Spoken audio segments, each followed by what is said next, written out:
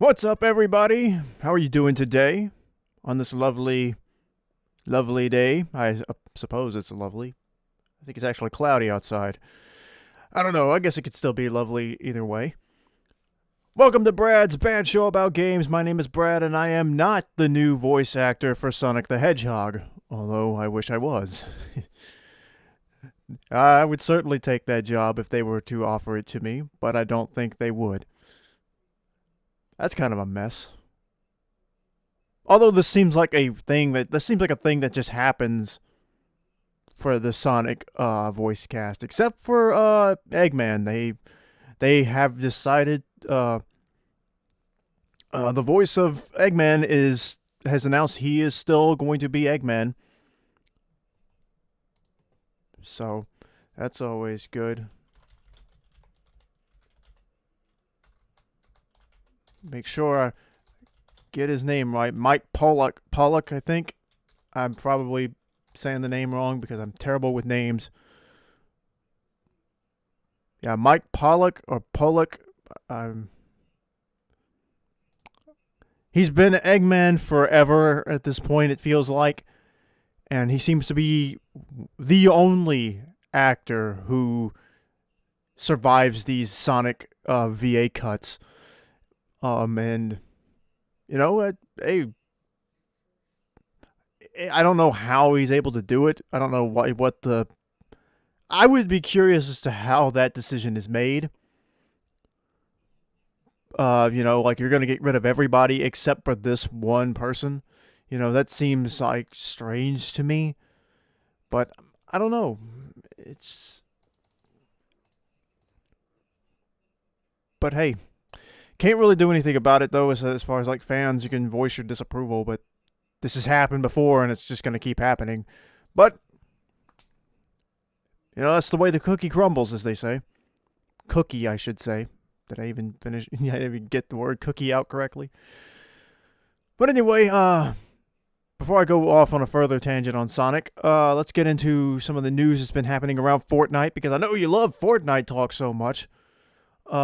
This is already over and done with, but there was a limited time event called Mando's Bounty, where you jump into a game with about 50 players. There's NPC characters stationed around the map, and it's basically an all-out battle for bounties. And as the further you get into the game, the more people you take out, the more NPCs you take out, your bounty increases. And the point of the game is that the Mandalorian will at some point jump into the game as an NPC, as the strongest NPC in the game, and they will hunt whoever is the top, or whoever is the current player with the highest bounty. And that's a cool idea. It really is. And when I saw the trailer for it, I was like, wow, this is actually pretty interesting. And then I jumped into a game and instantly regretted it. Oh boy, that was a mess of a mode. I jumped in once. I think I played once or twice. I was gonna film footage for it for YouTube, and I was just like, no. And I bailed. Like, the reward is like, I think if you win, you get like the Beskar umbrella or something like that with Mando's logo thing, emblem. It looks like a rhino on it. You get an umbrella, and I was like, yeah, I'm not so sure that an umbrella is worth all of this. But hey, it was a nice, try at something. It got my attention. It got me to try it, but sometimes things just don't work out that well. But anyway, that's already over and done with. If you got the umbrella, good for you. If not, I mean, I guess it, could be worse. It's not a drastic. I don't think people are going to be disappointed if they didn't get that umbrella. But anyway, that's already gone, so we can move on from that. But we've got 2 new hunters being introduced to Fortnite within the last, less than a week now, including one just this morning. Today, I'm recording this. Today is February the 10th. So, excuse me. So the last hunter we had during the last show, the rumor was heavily that it was going to be Snake Eyes from G.I. Joe, and that turned out to be true. I missed that skin. I didn't have the V-Bucks to get him. So that's the second, technically the third hunter I did not get to get this season. And I'm not sure if I'm going to get the next two either. I really want to at least get one of them. I hope that they'll do like they did in the last season. I know I said this before. I hope they'll bring all the hunters back from the item shop at the end of the season to give everybody a chance to get them. But I do hope that these aren't, limited. I want to see like these sets and packs come back, randomly. I think right before the end, I can't remember when it was. I think it was right before the end of season 4. Like John Wick showed back up in the shop. So if these extra bounty hunters are still part of like the regular rotation, I hope they will be. Then I think that's good. Like that's the one thing I don't like about all of these extra third-party skins. Like, they're so cool and they look really, really good. It's just you can't, unless you have tons of money to spend on V-Bucks, you just can't get them all. And I guess that's just the way it's got to be. But anyway, the I can't remember what day it was. Like I said, it's only been like 2 or 3 days. But the next hunter confirmed to be coming to Fortnite is the Flash. That's right. So I would never have expected this one. If it was gonna be a DC character, I would have put my money on Deathstroke. Batman's nemesis there, because he's actually, like, if I understand it correctly, Deathstroke was the villain who inspired Deadpool. So Deadpool is somewhat of a parody of Deathstroke. You can even tell in the name. And even in his, both are, ninja trained characters who carry katanas and guns. Only Deathstroke's color scheme is black and orange, and Deadpool's is red and orange. I mean, red and black. Did I even say the names right? My brain is messed up this morning. Deathstroke is black and orange. Deadpool is black and red. There. Oh boy. Anyway, I would not have predicted the Flash, but there was a whole Fortnite dropped a Jonesy reality log for him, so he's definitely going to count as one of the bounty hunters, because they only do that for their bounty hunters this season. Although some of them didn't get that. Master Chief, I don't think, got one. The Walking Dead duo did not get one. But to be fair, those were sort of dropped as surprises for the video game awards. So I guess that they weren't going to forecast it ahead of time. And plus, Master Chief had already leaked out when they added Kratos to the game. So that one, I guess they didn't really feel the need to do that. They were going to keep those under wraps. But yeah, Flash, I mean, he looks cool. He's going to get his own emote, which is what's it called? Quick snack or quick bite or something like that, where I assume he's going to run in place really fast, which would be really funny. If his emote fakes out his super speed, where he runs in place and then dashes off and then returns, that would be really cool, as a way to, fake him having super speed within the game, because you can't really do that. Flash can't be the Flash in Fortnite. He'd be broken. So if he at least gets an emote that, allows him to demonstrate his super speed, that will at least, feel appropriate. So he looks cool. The skin definitely looks cool. Again, they seem to be wanting to gear more towards the live action versions of these heroes as opposed to the comic book versions, which is fine, but he looks cool. I like the look.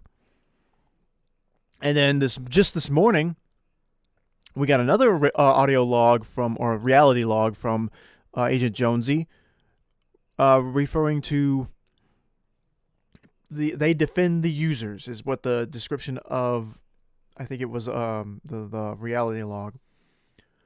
But recently, it was leaked that a mainframe portal was going to be coming into the game. People were speculating on what that could be. Well, now we know, based on this reality log and the image that came out of the, which apparently this portal is in the game now. It's now in game. You can go look at it. From what I understand, I haven't I haven't gotten into the game yet. So, mainframe apparently is a reference to Tron, and that's an interesting choice to me. As you know, Tron, a lot of these, this mostly just seems to be a collection of characters that, Donald Mustard is a fan of. This is what it seems like to me. Like anything that he liked back in the day is going to be the stuff that gets referenced in Fortnite and the characters that cross over. So, when you have that kind of control and influence, I guess, why not make stuff like that happen? I mean, if you're like a cartoon fan, go to bring up Sonic the Hedgehog again. The creator of OKKO managed to get Sonic and Tails into an episode of the show. And not to mention there were previous other crossovers within OKKO, like the crossover with Ben 10 and Steven Universe and Teen Titans Go that happened, where KO teamed up with Ben, Garnet, and Raven. And it was a whole big thing, like it was this big Cartoon Network multiverse going on, where there were characters and things referenced in that show that have not seen the light of day in forever. Like Kiva from Megas XLR had a cameo in that. Weasel from I Am Weasel. It's just all of those shows coming back. And then you get into the other crossover episodes where they did the Ghoul School, that Scooby-Doo movie from back in the day, one of the Red Shirt Shaggy movies that everybody loves. And Captain Planet and Kwame both showed up in that episode. I can't remember if anybody else showed up. I think Dr. Blight did, and her computer, who I don't remember the name of. But yeah, like if you could get like these big crossover things and you have that pull, then why wouldn't you, I guess? If it's something you really want to do. It's like this whole deal with like, Sakurai and Smash Bros. Smash Bros is this big thing now, and it went from being this thing where it was just like this little bitty Nintendo brawler game to now being a representation of video games, in its entirety. So, it's interesting though. No, I can't really talk much about Tron because I haven't seen the Tron film. I saw like a handful of episodes of that Tron. What was it? Tron Legacy or whatever it's called. From maybe it wasn't called Tron Legacy. I can't remember what it was. It's some CG cartoon series that Disney had several years back. That I think people said. My understanding of it is it actually was considered a good show. And I only saw a few episodes. I tried to watch it, but I think it had ended by the time I discovered it. But yeah. My only knowledge of Tron exists within what of it they showed in Kingdom Hearts 2. That's all I know about Tron. I mean, it looks cool. I imagine that the skin will be cool. I imagine that I see a lot of people already talking about that motorcycle from Tron being the glider. I think people want that. That would be interesting. So that's coming. And to make note, something that I noticed a little bit later is that the audio log mentions targets. So I'm assuming there will be 2 characters coming from this game, or coming to the game from Tron. Who? I don't know. I like I said, I don't know much about Tron at all. So hopefully everybody's happy about that. But now the bigger thing is that if my math is correct, this should tie. If you count Master Chief and the Walking Dead characters, the Battle Pass, and all the audio logs, we should have finally hit our 18 bounty hunters. Because, let's walk through it. The Battle Pass had 8 of them, because the 6 original characters, Reese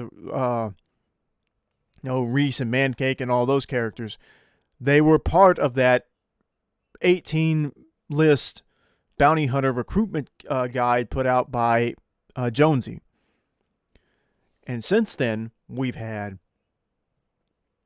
the first 2 bounty hunters were introduced, Kratos, Master Chief, and then the Walking Dead characters. That's 4 that were introduced all around the same time. Then later we got the duo from Terminator, the T-800 and Sarah Connor. Then we got Snake Eyes. That's 7. 7 plus 8 that's 15. The Flash would make 16. And now a duo from Tron would make 18. So if we go that way, if we're counting them that way, where each individual character, and if we're not counting the reality logs as, 1, and the duos as 1 bounty hunter, then the Tron duo should make our 18 bounty hunters for the season. And they're definitely, I think, if that's true, I think there's some missed opportunities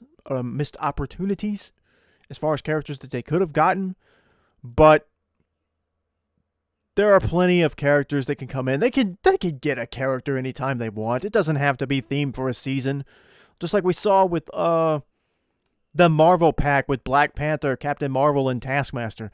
They can drop those at any time. The Joker pack, the Last Laugh that had Joker, Poison Ivy, and then a new version of Midas. They can do those at any time they want. It's just a matter of whether or not it's relevant to the story at the moment. But, that's just extra, really. The story is just an excuse to get more characters. It's just a gimmick. So, which is fine. There's nothing wrong with it. It's nice that they actually are tying the gimmick to the story. That the gimmick has a purpose, if you want to call it that. That's fine with me. But yeah, I think I'm gonna do some videos for YouTube where I discuss having what 10 characters I think would be appropriate for a bounty hunter season that we haven't gotten yet, or just some wild out there ideas, maybe what DC characters I'd like to see, or Marvel characters, or just anything like that. But yeah, those guys are coming. But before I move on, there was something I saw this morning from Epic that Donald Mustard was hyping up, and to be honest, I just do not care about stuff like this. But apparently Epic is introducing something called Metahuman, which they're going to use as some way to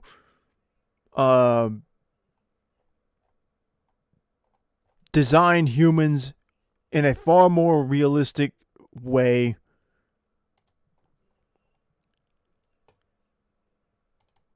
so that the characters look more realistic. And even more realistic than some of them already look. And in my opinion, I just couldn't care less about how realistic a video game character looks. It's such a tired argument. I get so tired of all this. Oh, the best thing video games need to do is to look more real. No, don't, no. No, if I want to see a real human being, I'll watch a real human being on TV.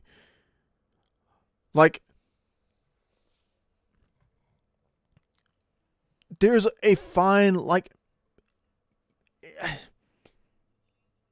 I struggle with this whole idea that video games need to be more realistic because it's better. It's not.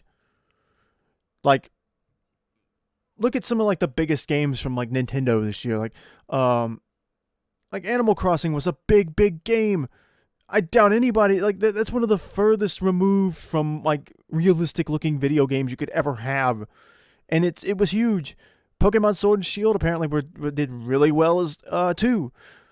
I don't understand this obsession with it, and even if you talk about Fortnite, Fortnite doesn't have realistic looking characters. And it's still one of the most popular games in the world. Like, nobody should care about realistic looking graphics in a video game. Like, there's a difference between having good animation, and having a good art direction and stuff like that. It's not the same thing as having realistic looking characters. You don't need, like, and I get that this is not going to be targeted at games like the Mario Brothers or The Legend of Zelda even, but I don't get the obsession with it. How much more realistic do the humans in the games need to look? And if the game sucks, then why does it matter how good it looks? It's sort of, to me, it's almost like this whole trend with the live action versions of cartoons and old films that are going on. Like Disney's whole trend now where they keep remaking their old films into live action. Even though, like, The Lion King was actually completely CG animated except for a few handful shots of real lions. But the film was almost entirely animated. Like, almost all the animals were animated in CG, and they still build it as live action. Like, that's insane. And most live action movies these days, like especially the superhero movies, they all have CG animation in them. But nobody cares about that. Like, we're gonna call it live action. Like, it's animation. Call it animation. There's no reason for it. Why would you care? There's still this humongous divide between people who feel like anything that looks like animation is automatically going to be for kids. And the more real something looks, the more mature it is, and the more grown up it is, and the more serious you should have to take it. Like, get out of here with that mess, man. There's no reason for that. I mean, is it interesting? Is it interesting that you have technology that can almost, like, fake a real human being? Apparently, that also was the thing I saw recently, is a database of human beings constructed entirely by an AI program, and you would never have known that if somebody had told you, because that's how, I mean, it was like a spreadsheet of different human beings that an AI took different pieces of together and put them together. And unless you knew that, looking at the pictures of the faces that the AI produced, you would never have known that those people didn't really exist. I don't see how that helps. Like, that's not artistic to me.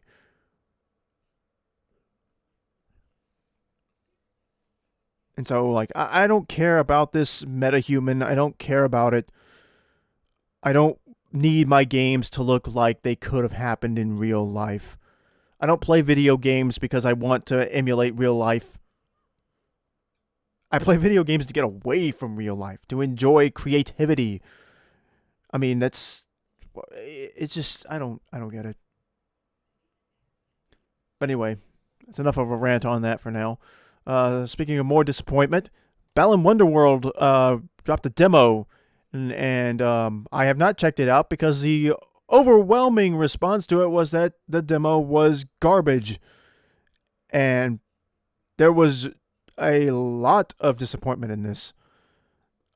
And I kind of, like, this was something I was really, really excited about. Again, get back to the artistic value of video games and just the visuals here. Even this image here is like, yeah, this looks like something that could be fun. But apparently the gameplay is terrible. I mean, like, it's awful. I didn't see a single positive, like, comment about it. I saw somebody say, like, I can't believe that somebody dropped this demo. Like, this seems like something that should, like, a demo for a game from like 15 years ago or something like that, or 20 years ago. And I'm like, wow. I mean, I would say that it was, the reaction to this demo for Balan Wonderworld was almost mocking at a point, was how bad or how much people were disappointed in it.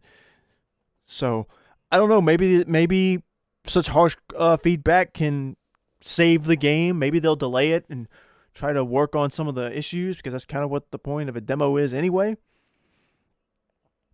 But who knows? It would suck though because I was really excited about this one. And I think a lot of people were for it to get that reaction. But hey, hopefully they can do something. I guess now some good news. SNK versus Capcom, the what is it, the Pocket Neo Geo, whatever that was. I can't remember what it's called. Match of the Millennium or something like that. Is coming to the Switch. Now, of course, that's leading to more speculation about like the bigger games, which was Marvel SNK versus Capcom 2. And I may have mixed those up. But there's a that one was on the GameCube and I think the PS2, the second one, which I actually had. I've played it on stream too, by the way. I did stream that one like a couple of years back, like tail end in 2019. But yeah, I think that was a pretty fun game. This one I've never played and don't. It's like it's like I said, the Pocket Neo Geo or something like that. So it's gonna be on the Switch, so that's good for people who like that. I wonder how much it'll cost. There's supposed to be some kind of thing where I'd assume it was like a Capcom or maybe a Bandai Namco library coming to the Switch, sort of like the Switch, like the NES and SNES collections. I thought I may have read that wrong. I'll have to look into that. But I don't know. Like, and I'll talk about those soon too. But yeah, so if you like SNK versus Capcom, that might be a good sign that the second game, the one that was on the GameCube, the I don't know. I haven't played like the I don't know how like the SD version characters, the super deformed Street Fighter play. Like I know there's like Pocket Street Fighter or something like that. I've never played any of those, and I don't know how much of like a real fighter game those are. But anyway, at least that's something that people were excited about. Another thing people should be excited about is Crash 4. It's about time. Will be coming to all the consoles on March 12th. So there you go. It'll be on the Switch. I still need to play through the Crash trilogy remake. I don't have that yet. Although all the hype for Crash, it's making me kind of feel bad that I missed out on Crash when he was big. I just didn't care about it at the time or wasn't interested. I don't know, like when I was playing the PlayStation, my primary like games that I played on PlayStation were like the Digimon World games, and that was pretty much the like I had all 5 of the PlayStation Digimon games. I had Digimon World 1, 2, 3, the digital car battle game, and the Digimon Rumble Arena. I think those were the only Digimon. I think those were all of the Digimon games that were released over here in the States for the PS1. But those were like my favorite games, and like I never played Final Fantasy VII. I don't like I said I was mostly a Nintendo guy, but Digimon was my big entertainment from the PS1 days. Um, so yeah, I kind of feel bad about missing out on Crash. But these games will be on the Switch. They'll be everywhere soon, and that's always good. More ways for people to play. And speaking of the Switch, Nintendo is adding 4 games to the Switch Online for those of us over here. And not to end on a sour note, but I have never heard of these games. I don't think I've ever heard of these games. Like, let me look it up, because I don't want to get the names wrong.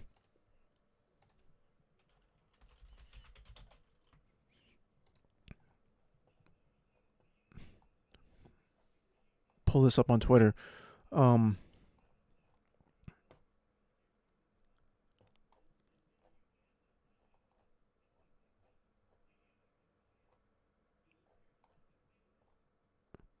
Okay, so for the NES, it's Fire and Ice. Now, I may have told a fib there a little bit. I think I may have heard of Fire and Ice before, but like I couldn't have told you like what it was. But again, like these are games that if you told me, have you ever like, hey, I like Fire and Ice, I'm like, what is that? So I wouldn't have known. So anyway, the NES catalog's getting Fire and Ice, whatever that is, and the Super NES is getting Doomsday Warrior, which is like some sort of fighting game. Uh, Prehistoric Man, and Psycho Dream. Prehistoric Man is some kind of platformer game where you just play as a caveman. I'm watching the trailer for it now. So you play as a caveman, you collect fruit.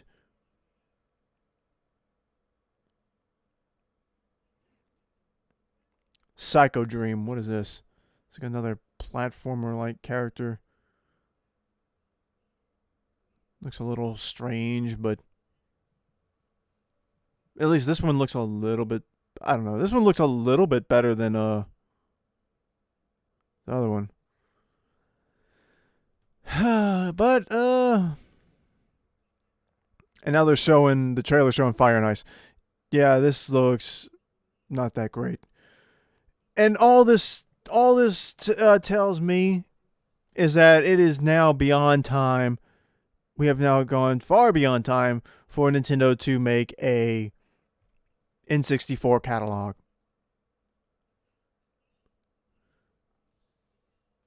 And I don't know why we haven't gotten it yet, and the only reason I could figure is because they're waiting till after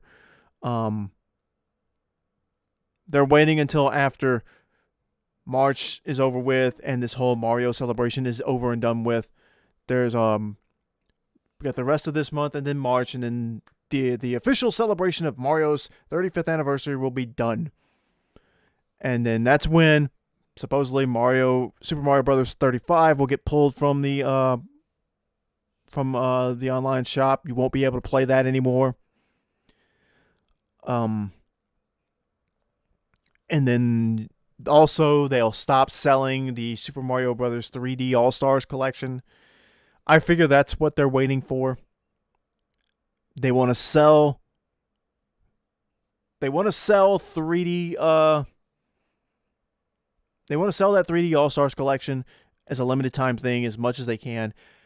And then I think they're going to dump that the Switch Online. I think they'll give us the 64 catalog then. If not, I don't know why they're not. There's no reason by the end of this year we should not have an N64 catalog on the Switch. It's like this is like what the system came out like almost. It'll be like this. The system's. Let me check that. Let me check that.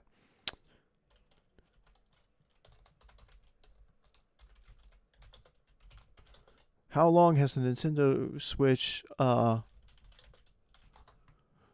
been around? I believe it's 5 years. It'll be 5 years. No. 4 years. It's just been talked about. Okay, so the Nintendo Switch was originally released March 3rd, 2017. So this will be 4 years of the Switch. And I'll be honest, 4 years, 5 years doesn't matter. They need to have an N64 catalog. Those games are so old now. Just put them on the catalog and let people who are paying for Nintendo Switch Online have them.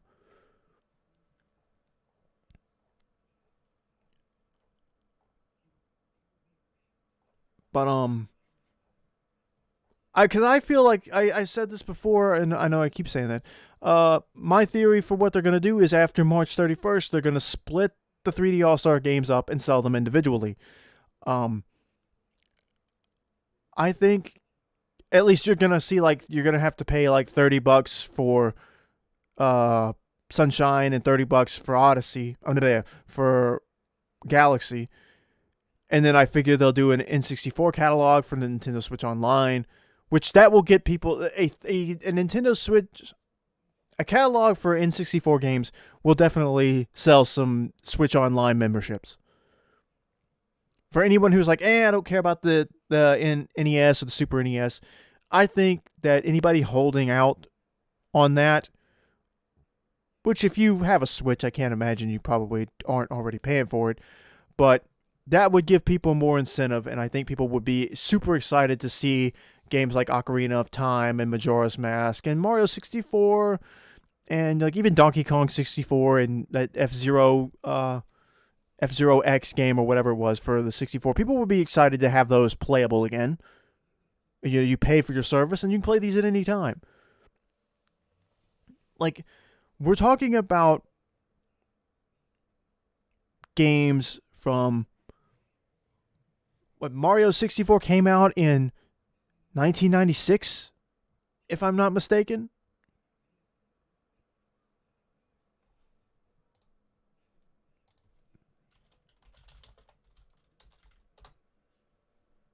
(1996), yep, 1996. So that game is now this year, in this June, should make it 25 years old. That was a long game. And the game, I think you could still buy it for like $5 on the Wii U shop, which I feel they're getting closer and closer to shutting down. From what I understand, some of the games are already being pulled.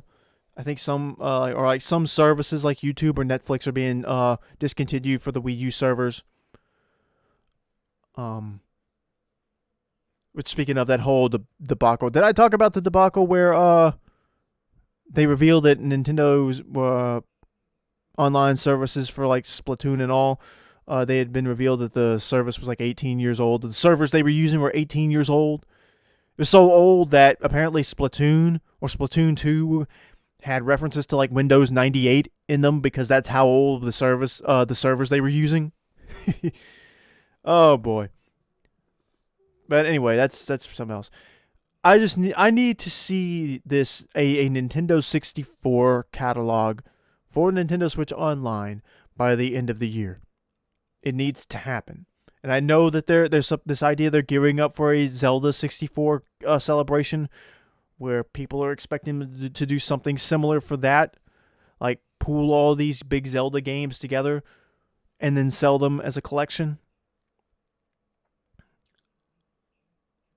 I don't know, man. I want to see these old classic games. I want to see them on the Switch because I think it's time. It's time, and as neat as it is, and as cool as it is to have the NES and SNES catalogs, like there's only so much, there's only so much you could do with those on like a 4-year period. I mean, kick some life back into this because, of course, people who maybe there are people out there who are like, I like the NES and I like the Super NES, but I don't want to pay for this. But an N64 catalog to go along with those might be enough to win people.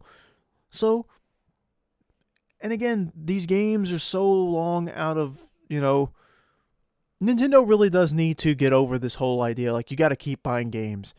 Like, if I buy a game on the 3DS for $5, I don't need to buy that. There's no reason for me to need to have to buy that game again on the Switch for $5.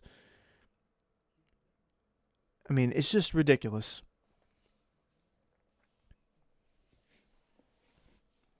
But anyway, I this is just something I want to throw up. Maybe you'll see a game here that you remember from back in the day that you liked. I've never heard of. I have no information at all about these games beyond what I saw in that trailer just a second ago. But I think it's a weak announcement. Like, at least the last announcement I think had Diddy Kong's Quest, the second Donkey Kong Country game, was added. Was it the last one or the third one? I can't remember which one it was. But at least then you've got like, okay, it's Donkey Kong. Okay, that's a big name for an announcement. Okay, that's fine. But these, like, no, I don't know anything about these. I don't know how many people could possibly be that incredibly excited for them. But, you know, every game's got its fan base, so it is what it is. But yeah, that's all I got for the day. Maybe we'll have a little bit more exciting stuff. I think like Mario 3D World and Bowser's Fury will be out soon. That'll be interesting. Some other games like new Pokemon Snap is supposed to be out in April, I think. April or March. Can't remember. But anyway, that's all I got for you. And I hope you enjoyed listening to me theorize and complain. But thanks for listening, and I hope you'll check out some of my previous shows. Keep watching my YouTube uploads. Please do. Like and subscribe, all that. And we will see you for the next show. But until then, later.